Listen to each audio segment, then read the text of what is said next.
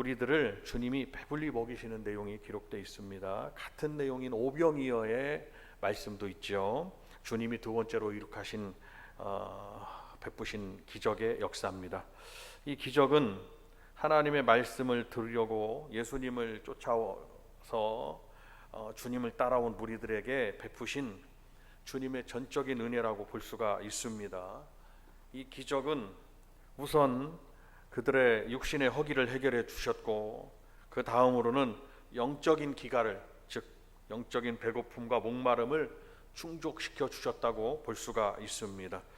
성경의 해석은 항상 문자적인 해석이 있고 영적인 해석이 있습니다. 그러나 너무 영적인 해석으로 치우쳐도 상당한 위험 부분이 따를 수가 있습니다. 너무 문자적인 해석으로 치우쳐도 성경의 영적인 부분을 이해하지 못하는 부분이 있습니다. 우리 성도들이 이 말씀을 읽거나 말씀을 들을 때, 또 설교자의 설교를 들을 때 이 말씀을 문자적인 해석과 영적인 해설을 잘 조합해서 이 말씀을 오직 믿음으로 받으셔야 된다라는 것입니다. 신앙생활의 구체적인 목표가 무엇이겠습니까? 바로 우리 하나님과 함께하는 우리의 삶이 신앙생활의 목표고, 또 신앙생활의 어떠한 동기부여고, 신앙생활의 방법입니다. 하나님과 함께하는 삶, 우리 주님과 함께하는 삶. 다 같이 한번 따라합니다. 주님과 함께하는 삶. 시작. 주님과 함께하는 삶이 신앙생활의 지금 우리가 정의라고 볼 수가 있어요. 우리가 주님을 만나기 전에는, 믿기 전에는 나 혼자 이 세상을 걸어가는 거예요. 그리고 또 반려자를 만나기도 하죠. 반려자를 또 요즘은 많이 결혼을 또 젊은이들이 안 하니까 우리나라가 그게 큰 어떤 사회적 문제라고 하지만은, 그러나 이 문제도 다 해결될 줄로 믿습니다.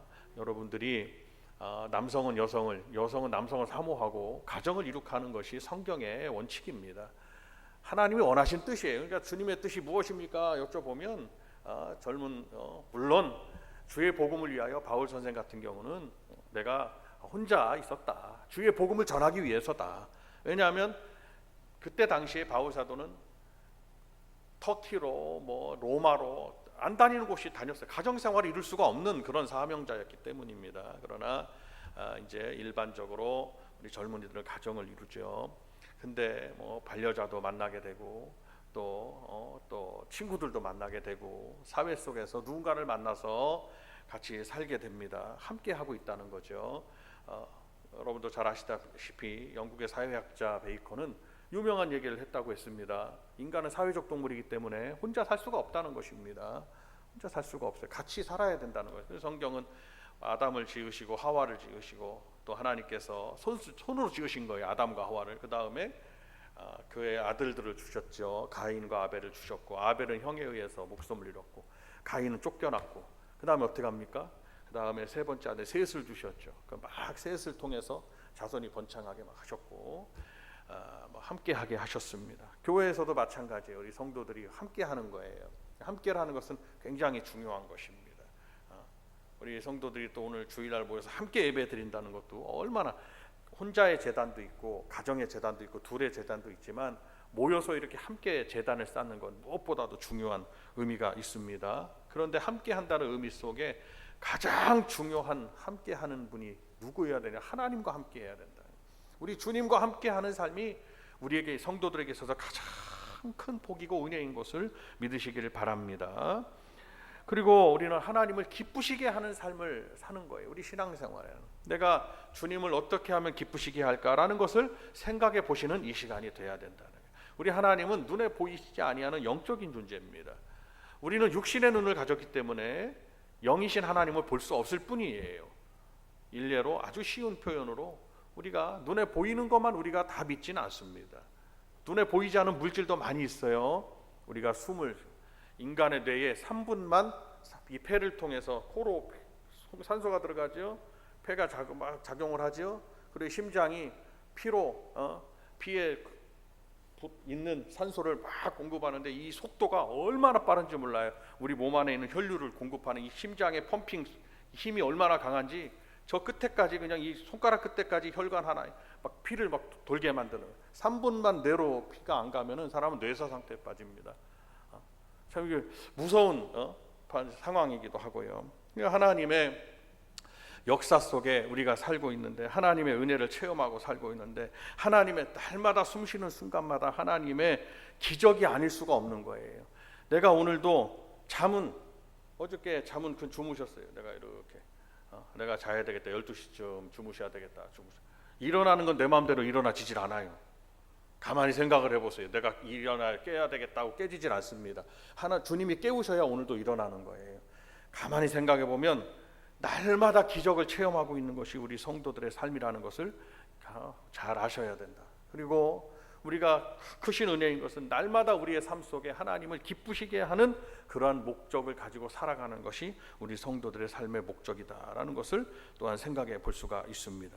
그러면 성경은 기적의 책이라고 볼 수가 있습니다. 다 같이 한번 따라합니다. 기적의 책. 시작. 기적의 책이에요. 성경은 기적을 기록해 놓았어요. 세상 사람들의 잣대로, 성경은 성경대로 믿으셔야 되는 거예요. 성경을 세상의 과학으로 증명할 수가 없는 겁니다. 성경을 세상의 과학으로 증명이 안 되는 거예요. 세상의 학문과 과학과 성경 속의 믿음은 평행선이라고 볼 수가 있어요. 접점을 찾으려고 많이 노력을 해요. 신학자들, 성경 연구가들, 역사학자들. 그러나 세상 사람들의 지식에 성경의 믿음이 그들의 어떤 요구를 충족시킬 수가 없는 거예요. 성경은 오직 믿음에 이른다고 그랬어요. 그러니까 바울 사도는 얼마나 지식이 많은 사람인지 이루 말할 수가 없습니다. 철학도 있었고 그는 철학자이기도 했어요. 그리고 성경적 지식도 엄청나게 많은 사람이었어요. 율법을 통달하고 있는 사람이었습니다. 그는 나는 율법으로는 바리새인이라고 그랬어요. 그리고 그의 선생님은 그때 3대 아주 유명한 랍비 선생님의 제자 한 분인 그 가말리엘 선생의 제자였어요. 소크라테스의 제자다 이렇게 생각하면 되는 겁니다. 얼마나 대단한 사람들인 거죠. 근데 이 사람은 그렇게 성경적 지식이 있고 나름대로 헬라의 철학이 있고, 헬라의 철학과 수학은 지금 2000년이 지난 지금 우리가 사는 이 사회의 과학 문명의 과학은 수학이잖아요. 수학을 원리로 과학이 발전하잖아요. 기초 학문이 되는 거예요. 그런 그 학문을 갖고 있고 지식을 갖고 있어도 다 배설물과 같이 여긴다고 그랬어요. 그러면 성경에 오늘 말씀 어떻게 물고기 2마리와 떡 7개로 4,000명이나 먹이나요? 이런 역사가 있나요? 이것은 과학적으로 해결될 수 있는 것이 아니라 이 말씀입니다. 과학적으로 증명되는 일이 아니에요. 그래서 오직 성경은 그런 지식층인 그런 지식이 있었던 바울도 믿음으로 믿음에 이른다고 그랬습니다. 믿음으로 믿음에 이른다. 그러니까 이 말씀을 우리가 오늘 믿는다면 그 믿음을 주신 것 자체가 내게 은혜라는 것을, 전적인 하나님의 은혜라는 것을 또한 믿고 감사하시는 여러분들이 되시기를 바랍니다. 성도들은 항상 주님을 소망해야 되죠. 그리고 주님을 기쁘시게 해야 되죠. 그렇게 하기만 한다면 우리도 성경 속의 주인공처럼 기적을 체험할 수 있다는 것 또한 믿으시기를 바랍니다. 한 사람에게도 하나님이 기적을 베푸시지만 가정에도 기적을 베푸시고, 두 부부에게도 기적을 베푸시며, 어머니와 아들에게도 기적을 베푸시며, 하나님은 민족에게도 기적을 베푸시는 거예요. 참 놀랍죠. 여러분 출애굽 사건 한번 보면, 출애굽 영어로 엑서더스입니다. 엑서더스, 탈출하다. 어디로 탈출합니까? 애굽에서 430년 동안 살다가 하나님이 탈출시킨 거예요. 탈출을 하는데 애굽 군대가 막 쫓아오죠. 앞에는 막 쫓아오고 도망을 가고 있는데 수백만 명, 적어도 200~300만 명의 무리들이, 남자만 60만 명, 남녀노소 다 합치면 300만 명은 될 것이다. 이 무리들이 지금 어디로 갑니까? 가나안 땅을 가는데 장벽이 놓여 있어. 앞에 뭐가 있냐? 홍해가 있어요. 홍해 다 뒤에는 애국 군대가 말병거를 타고 막 쫓아오고 앞에는 물이 놓여 있어요. 어떻게 해야 될까요? 과학적 해석으로는 다 칼에 의해서 죽든지 물에 빠지면 물에 다 익사되는 것이 과학적 이론이고 과학적 해석이고 과학적 증명입니다. 그게 물리적인 상황이에요. 칼에 의해서, 창칼에 의해서 죽어나가든지 애국 군대에 의해서, 아니면은 홍해에 들어가면 홍해 속에서 물에 빠져 죽든지 둘 중에 하나입니다. 죽는 거예요. 근데 하나님은 그들 수백만 명의 이스라엘 백성들에게 똑같이 기적을 베풀어 주셨어요. 어떻게 했느냐? 모세 선지자가 막 기도했어요. 그랬더니 하나님께서 모세 선지자에게 네가 가진 그 지팡이 뱀으로도 변하기도 하고, 하나님의 역사에 이스라엘 백성 여태까지 있는 지팡이가 있습니다. 하나님의 지팡이, 그 지팡이를 바다를 내밀라고 그랬어요. 바다의 지팡이를 내민다고 해서 바다가 갈라지는 것은 과학적 해석과 물리적인 그런 역사가 아닙니다. 물을 갈라지게 하려면은 뭐 이쪽에서 장벽을 막든지 콘크리트를 벽을 쳐가지고 물을 빼든지 펌프를 퍼가지고 홍수나니까 다 퍼내든지 해서 그 물을 다 퍼내고 100년이 걸리든지 200년이 걸리든지 물을 다 퍼낸 다음에 거기를 마른 땅을 만드는 게 그것이 이론이에요. 인간사의 이론. 하나님 어떻게 합니까? 하나님의 종에게, 기도한 하나님의 종에게 응답하셨고 하나님은 지팡이를 내밀으라고 그랬어요. 그랬더니 모세는 그대로 지팡이를 내밀어. 근데 모세는 어떤 사람입니까? 모세는 40년 동안 이집트 문명의 애굽, 성경 애굽, 영어로 이집트, 이집션 문명의 아주 철학과 천문학과 과학과 수학을 다 배운 사람이. 이집트 사람들은 얼마나 수학이 그들의 기술이 발달했더니 지금도 피라미드를 저 어디서 돌을 깎아와서 어떻게 저렇게 돌을 맞춰갖고 이렇게 세모나게 맞춰가지고 중간에 통로를 만들어 정 가운데다가 시신을 놓을 수 있도록 어떻게 만들었는지 지금 과학으로도 해결이 안 돼요. 그래서 세계 7대 불가사의 중에 하나라고 하는 거예요. 그 애굽 문명에서 그는 과학을 배웠고 수학을 배웠고 왕자로서 나라를 이끌 만한 모든 학문을 섭렵했던 사람입니다. 상식적으로 그가 이해가 안 돼요. 근데 그 이해가 안 되는 그의 어떤 세상의 학문을, 그의 하나님의 기적을 체험하기 위해서는 내 모든 걸 다 내려놔야 되는 거예요. 그리고 하나님의 역사만을 온전히 믿는데 하나님이 그를 훈련시키시는데 40년이 걸렸습니다. 다 내려놓게 만들어요. 모세가 왜 이걸 내밀어야 되냐는 둥, 아니면 이렇게 해가지고는 우리 다 죽는다는 둥. 모세만큼은 하나님 앞에 그러한 믿음, 그러한 마음으로 나가지 않았어요. 하나님이 내밀으라고 그러면 내미는 거죠. 하나님은 역사하신다는 믿음을 갖는 거예요. 우리 성도들도 똑같은 생각으로부터 아이고 안 됩니다 하고 제안하면 하나님의 역사가 일어나지 않는 거예요. 그때까지가 우리가 훈련받는 기간이고 우리가 변화되는 기간이고 우리 성도들이 연단받는 기간인 거예요. 하나님 나에게 왜 역사가 없습니까? 이렇게 말씀드릴 것이 아니라 내가 얼마나 육적인 생각을 하며 얼마나 그 짧은 지식으로 하나님의 역사를 제안하는지를 자기 자신을 한번 생각해 보셔야 된다는 거예요. 하나님의 기적, 오늘은 기적을 말씀드리고 성경은 가만 보면 기적의 책입니다. 제가 지금 잠깐 드린 말씀에서도 기적의 책이에요. 이 말씀을 우리가 믿는다고 그러는 거예요. 하나님의 사람들은. 세상 사람들이 보기에는 다 아이고 저 잘못됐다고 할 수 있어요. 그 말도 안 되는 말을 하고 있느냐. 어떻게 바다가 갈라지고 그러니까 지팡이로 손으로 그 지팡이를 내밀으니까 그 자리에서 바다가 그냥 다 갈라졌어요. 그래서 벽을 이뤘다고 그랬어요. 그리고 하나님이 바람을 불게 하사 물속은 진흙이잖아요. 물이 빠지니까 바닥을 이스라엘 백성들이 걸어갈 수 있도록 바닥을 마르게 했다고 그랬어요. 마른 땅이 되게 했다고 그랬어요. 하나님께서. 그것이 하나님이 지금 즉시 하신 일이에요. 그럼 우리 성도들에게도 만약에 하나님의 역사가, 하나님의 기적이 막 일어난다면 하나님의 역사, 시간을 두고 일어나는 게 아니라 그 자리에서 다 일어나는 역사가 있을 거라고 믿으셔야 되는 거예요. 믿으십니까? 정말 이 믿음을 우리가 다 가져서, 불신은 1%만 불신해도 그것은 불신이에요. 그러나 하나님의 역사는, 완전한 하나님의 역사를 체험하기 위해서는 우리가 100% 온전히 믿는, 완전히 믿는 하나님의 하나님께 향한 믿음을 가질 때 기적이 우리에게 찾아온다는 걸 믿고 신앙생활, 적어도 우리가 일생의 삶 속에 하나님은 나에게 이렇게 역사하셨다고 적어도 몇 가지를 체험하셔야 되지 않겠냐 이 말이에요. 몇 가지는 그래도. 그러나 그렇게 몇 가지를 체험하지 않으셨어도 아까 제가 말씀드린 대로 잠깐 그냥 주무시는데도 아침에 일어나는 거 보면 그것도 기적이에요. 사실은 펌핑을 해서 3분 동안 그냥 내가 산소가 공급 안 되는, 순간순간 코로 숨을 쉬고 순간순간 내가 살아 숨쉬는 게 은혜고, 이게 공기에 보이지 않는 하나님, 보이지 않는 하나님인데 공기도 안 보이지만 하나님은 다 역사하고 계신다는 거, 다 눈에 보이는 것만 믿는 게 아니라 보이지 않는 것을 믿는 우리 성. 사실은 보이지 않는 부분이 믿어야 될 부분이 더 많은 겁니다. 사람의 시선 한번 보세요. 이 시선, 이렇게 양쪽 눈이 있죠. 눈만큼은 두 개예요. 하나가 아니라. 가만 생각해 보면은요, 사람의 눈이 하나라고 생각하면은 굉장히 우스울 것 같아요. 두 개니까 아름다운 거예요. 가만히 보니까 하나님의 형상을 따라 지음을 받았기 때문에 우리 하나님 우리처럼 생겼다 생각하시면 돼요. 눈을 이렇게 보세요. 보이는 쪽이 더 많을까요? 안 보이는 부분이 더 많을까요? 안 보이는 부분이 훨씬 많습니다. 하나님은 보이지 않는 부분을 너는 본고로 믿느냐?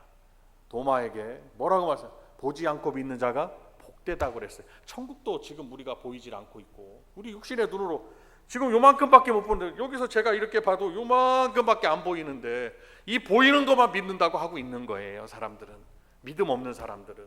그러나 우리 하나님의 사람들은 성경을 통해서 보이지 않는 무궁무진한 부분이 있으니까 보이지 않는 부분을 믿어야 된다라고 말씀하고 있는 거예요. 눈에 나타난 것을 나타난 것만 믿지 말라는 거예요. 나타난 것 당연히 믿는. 그런데 이스라엘 백성들은 신기하게도 나타나고 경험하고 하나님 보여준 것도 얼마 있다가 잊어버리고 안 믿더라 이 말이에요.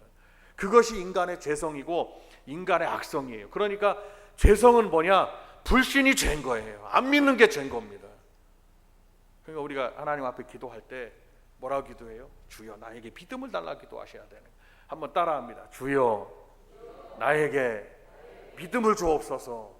항상 구하셔야 되는 거예요. 주여 나에게 믿음. 내가 좀 연약해, 좀 연약하고 좀 부족하고 좀 약해질 때가 있어. 뭐라고 기도하냐? 주여 나에게 믿음을 주옵소서 하고 믿음을 구하셔야 되는 거예요.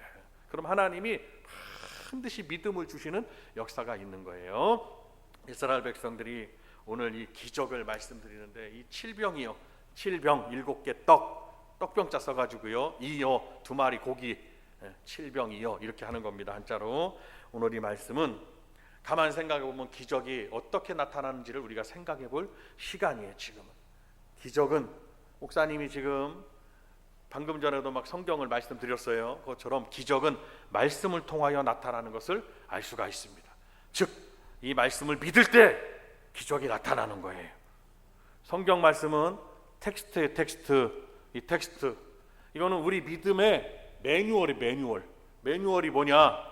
무슨 물건을 만들어 놓잖아요. 그러면 컴퓨터다, 무슨 저 IBM 컴퓨터 최초에 만들었을 때 컴퓨터를 통해 갖고 온 산업화를 막 이루잖아요. 항공기다 그러면 그것을 잘 운용되게 하기 위한 수많은 전선과 수십만 가닥의 항공기도 떠 있는 항공기도 인류 과학 문명의 집산지 물건이 뭐냐? 항공기라고 그러는 겁니다. 비행기 날아다니는 수십만 그걸 하려면요, 그걸 움직이려면 반드시 보잉사나 에어버스사에서 그 항공기에 대한 매뉴얼을 반드시 그 항공기를 사가는 그 나라나 회사에다 줍니다.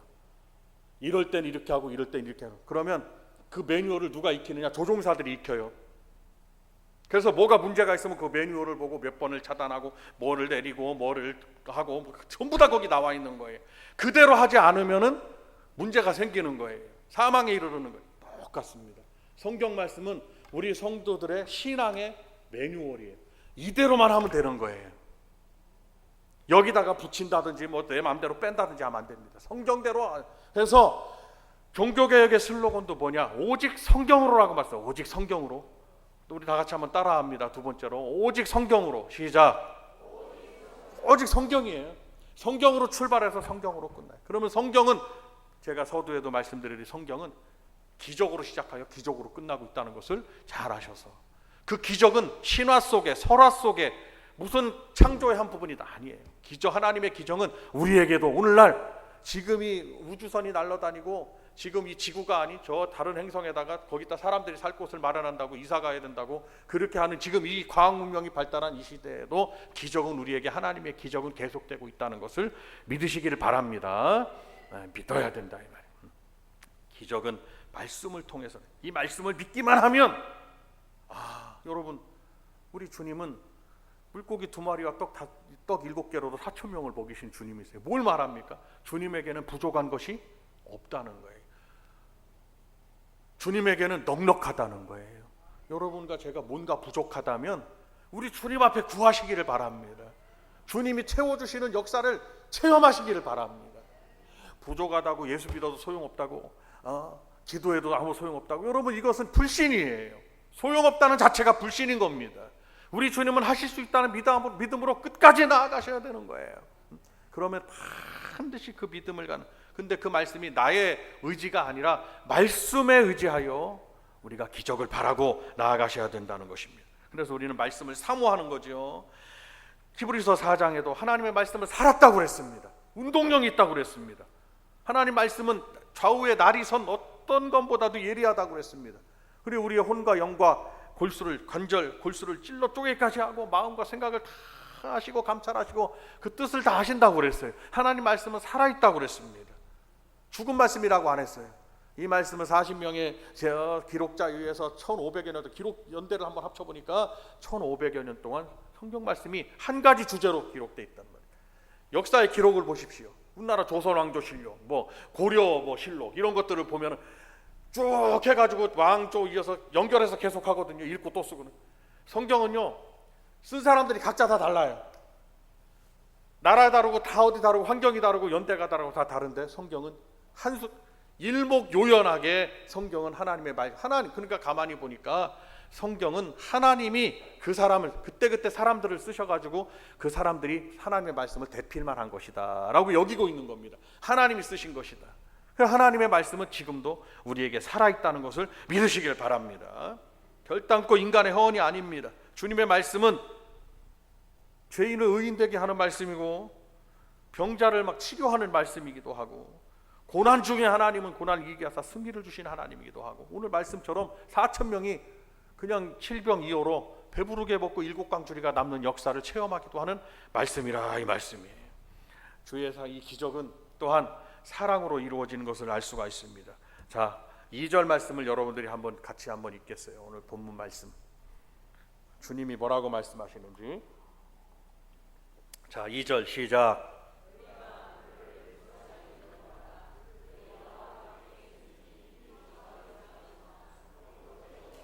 아멘. 내가 무리를 불쌍히 여기노라. 주님이 불쌍히 여기고 긍휼히 여기는 사랑을 가지셨다는 거예요. 4,000명의 무리들이 예수님께 왔을 때 이들이 눈이 똘망똘망하고 하나님의 말씀을 많이 받았는데 육신은 배가 고파요. 예수님이 그들을 동정하셨죠. 불쌍히 여기신 겁니다. 주님의 마음은 이 떡 7개와 생선 2마리로 4,000명을 먹이고 7광주리를 남게 하는 기적을 일으키신 거예요.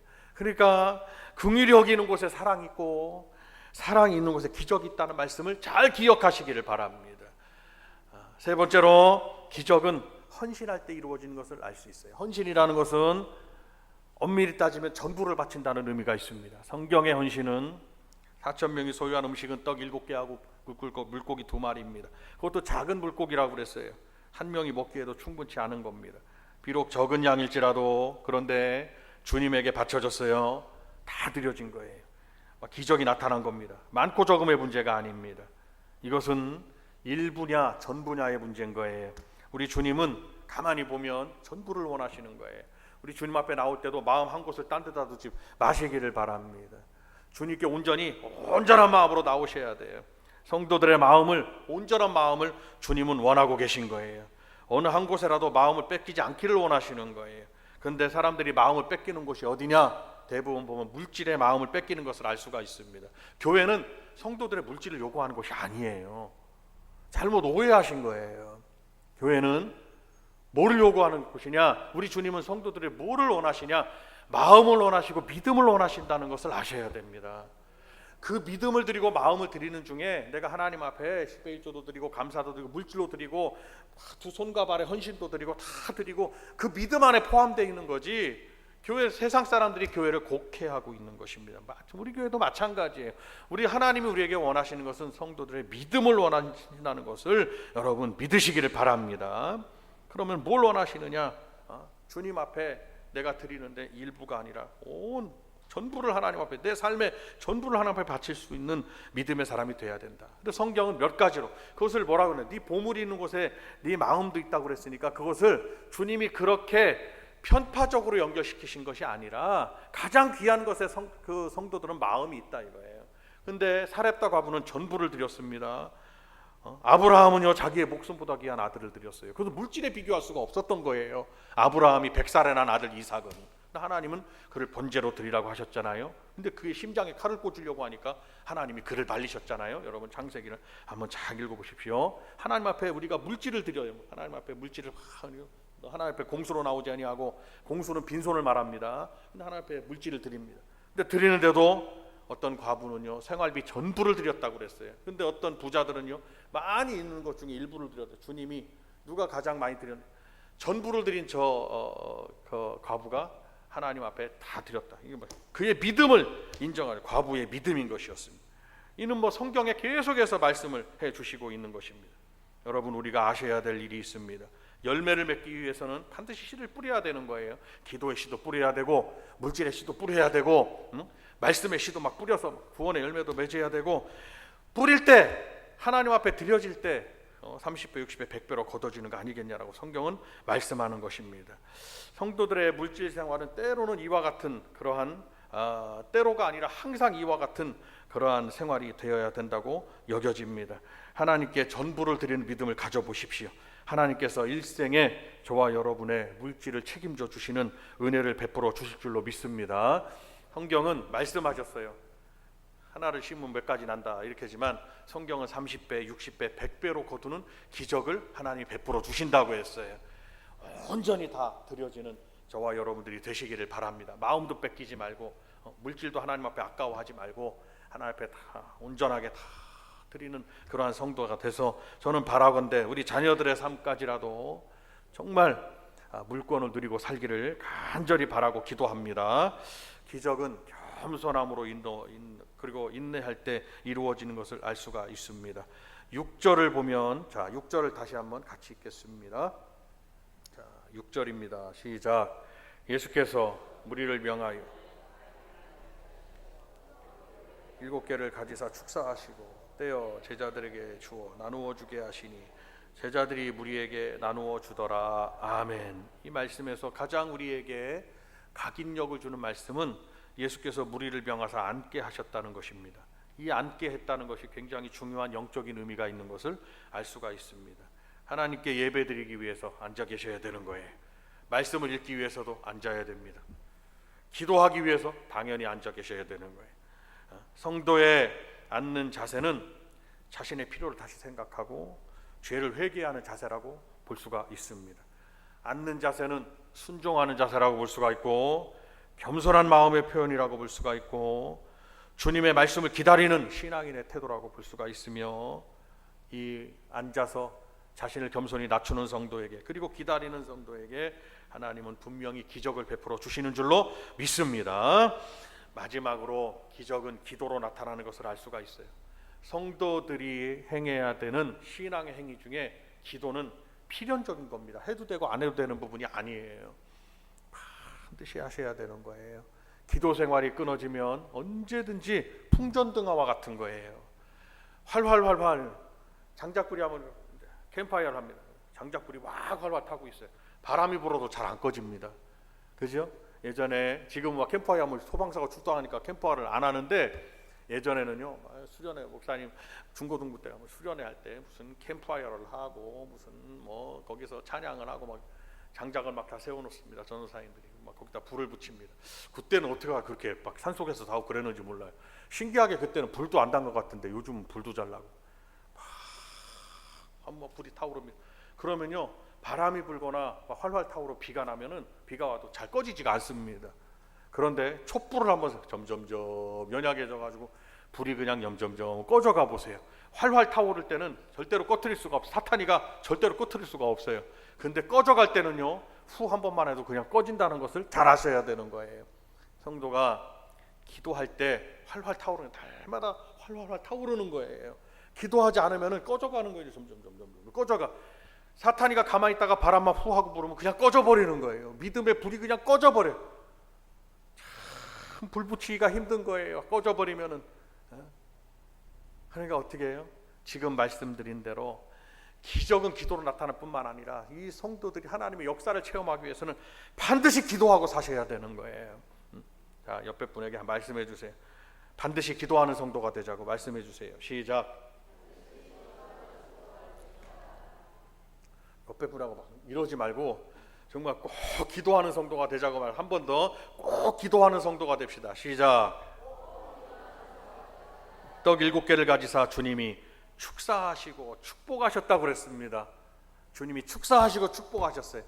드려진 우리도 주님이 축사하시고 축복하시고, 떡 7개도 축사하시고 축복하시고, 여러분이 시간을 들여도 축사하시고 축복하셨다는 것은 주님이 기도하셨다, 축복 기도를 기도하셨다는 내용으로 우리가 잘 이해할 수가 있습니다. 기적을 이루시는 마지막 조건이 기도였다는 것을 잘 아시고, 기도는 기적의 문을 여는 열쇠라고 볼 수가 있습니다. 하나님의 뜻을 구하고 나의 원함을 아뢰는 그 간구가 바로 기도. 간절히 구하는 거예요. 하나님은 기도하는 자를 찾으시고 간구하는 자의 소원을 들으신다고 말씀하셨습니다. 아멘 하신 분은 꼭 기도가 이루어질 줄로 믿습니다. 하나님은 기도하는 자를 찾으시고 그의 간구와 소원에 응답하신다고 말씀하셨어요. 그래서 기도는 이 기도의 통로로 막 기적이 일어나는 것을 알 수가 있습니다. 기도하는 성도는 하늘의 문을 막 두드려서 문을 여는 교회 일꾼이 됩니다. 그래서 교회 일꾼은 뭐 다른 분이 아닙니다. 기도하는 분이 교회 일꾼이 되실 수가 있는 거예요. 좌우간 그분이 기도만 하십니다. 그래서 제가 여러분에게도 항상 나오셔야 됩니다. 기도하셔야 됩니다. 근데 여러분은 슬슬 주일만 되면 슬슬 막 피해 다니시고 그러시면 안 됩니다. 목사님 저기 온다 그러면 안녕하세요 그런다 피해갖고 저쪽으로 가시고 가만히 생각해 보니까 뭐라고 얘기하는지 다 알 것 같으니까 그런가 봐요. 이 얼굴도 안 보고 가고 저는 이제 집사님 권사님 집사님 반갑게 가려고 그러면 저쪽에서부터 보고서 딴 데 이쪽으로 가고 못 본 척 하고 그러면 되겠냐 이 말씀입니다. 근데 왜 그러냐 이렇게 보니까 저도 이해가 되는 게 아이고 목사님은 기도하라고 나와야 되고 예배하러 못 와서 기도하러 못 와서 그냥 하나님 보시기에도 죄송하고 목사님 별 면목도 없고 당연히 그러겠지요. 당연히 감사해요 저도. 그렇지만 여러분이요 하나님의 종은 끝까지 가서 기도하시라고 그러고 막 이럽니다. 우리 성도들의 기도로 교회가 복을 얻는 줄로 믿습니다. 우리 성도들의 기도로 하나님의 종의 목회도 크게 성공되어질 줄로 믿습니다. 성공은 다른 게 아니에요. 성장을 말하는 거고 그냥 하나님의 종이 무슨 세상에 영달을 드린다는 게 아니라 목회를 잘해서 여러분들을 주의 복을 받게 하는 게 저의 사명이라 이 말씀입니다. 이름도 없고 빛도 없는 거예요. 하나님의 종들은. 우리 성도들의 기도로 병든 성도가 그냥 자리에서 벌떡 일어날 줄로 믿습니다.